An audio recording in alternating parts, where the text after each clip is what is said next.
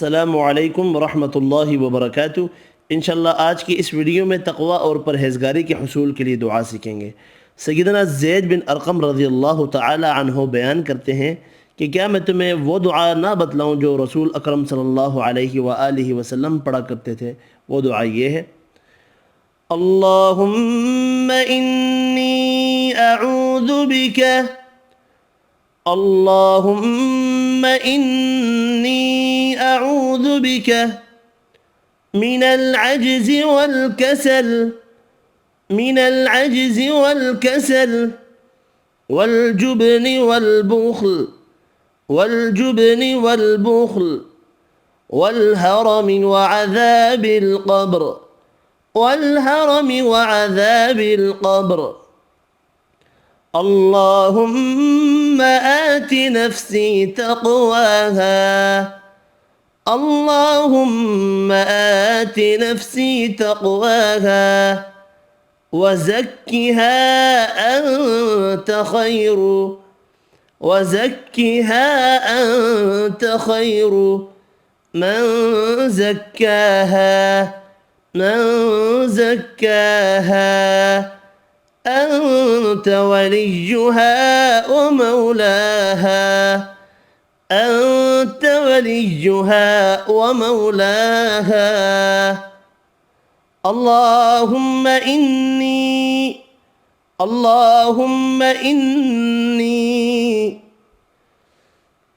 أعوذ بك من أعوذ بك من علم لا ينفع، لا ينفع وقلب لا يخشع، وقلب لا يخشع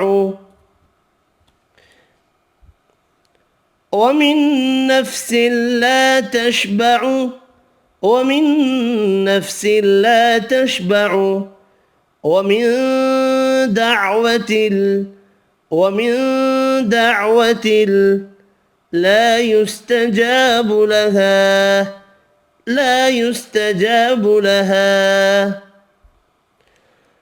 اللهم إني أعوذ بك من العجز والكسل والجبن والبخل والهرم وعذاب القبر.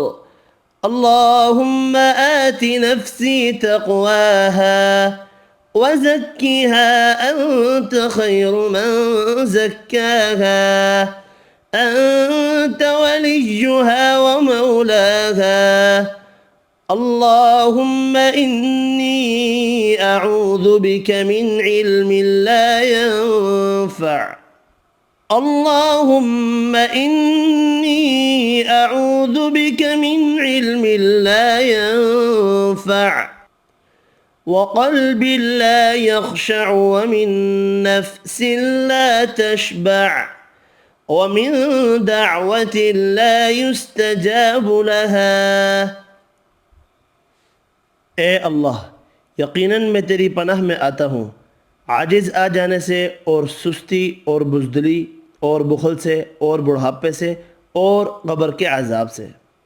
ए अल्लाह, मेरे नफ्स को उसका तक़वा अता फ़रमा और उसे पाक कर दे, क्योंकि तू बेहतरीन है, उसे पाक करने वाला है, तू उसका दोस्त है और उसका मौला है।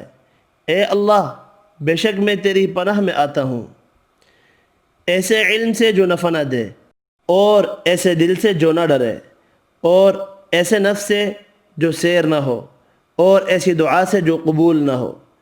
इस वीडियो में इतने ही। अल्लाह हाफ़िज़।